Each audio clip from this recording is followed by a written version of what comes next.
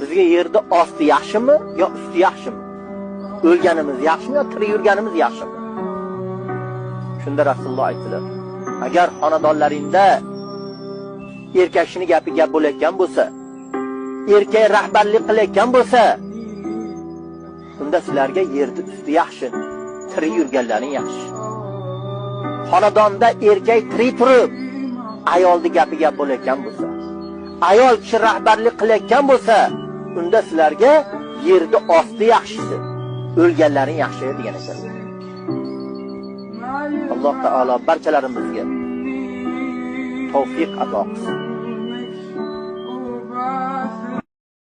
Bizga yerda osti yaxshimi yo usti yaxshimi? O'lganimiz yaxshimi yo tirik yurganimiz yaxshimi? Shunda Rasululloh aytdilar: agar xonadonlaringda